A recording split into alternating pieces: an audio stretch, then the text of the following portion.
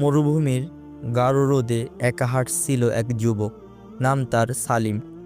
পায়ের নিচে উত্তপ্ত বালির চাপে তার পা যেন জ্বলছিল। তৃষ্ণায় গলা শুকিয়ে কাঠ হয়ে গেল।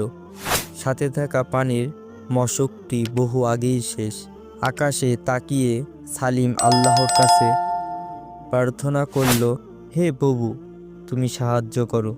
আমি যদি বেঁচে থাকি তোমার পথে কাজ করব।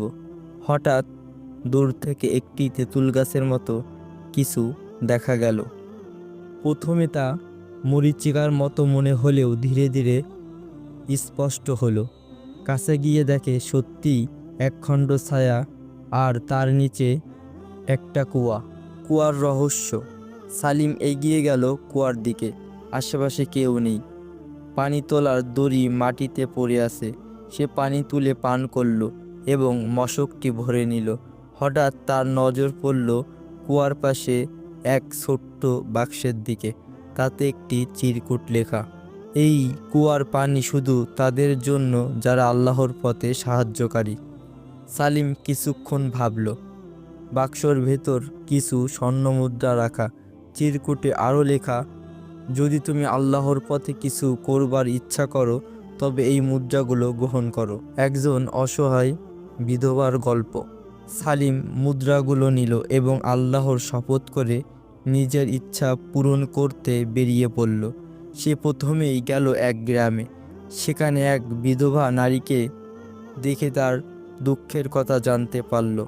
নারীর একমাত্র ছেলে গুরুতর অসুস্থ, কিন্তু চিকিৎসার কোনো উপায় নেই।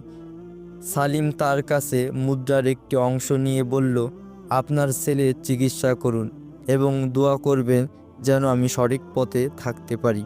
নারী কেঁদে উঠল এবং দোয়া করল, হে আল্লাহ, এই যুবকের হৃদয় কোমল উদার, তেমনি তার জীবনকেও সুন্দর করো। বিপদে বন্ধুর পরিচয়। পরবর্তী সময়ে সালিম আরও কয়েকটি গ্রামে গিয়ে বিভিন্ন অসহায় মানুষকে সাহায্য করল।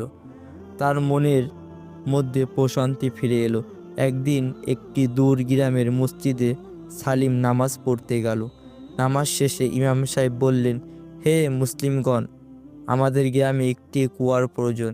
যদি কেউ সাহায্য করতে পারেন তবে আল্লাহ তাকে দুনিয়া ও আখিরাতে উত্তম প্রতিদান দেবেন।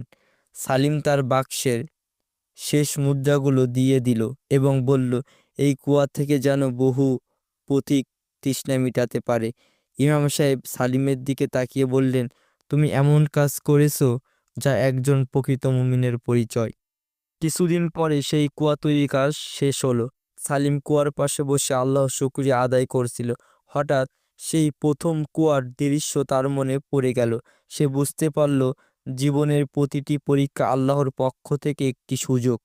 আল্লাহ যেন তার বান্দাকে দেখেন, সে কিভাবে সেই সুযোগ ব্যবহার করে।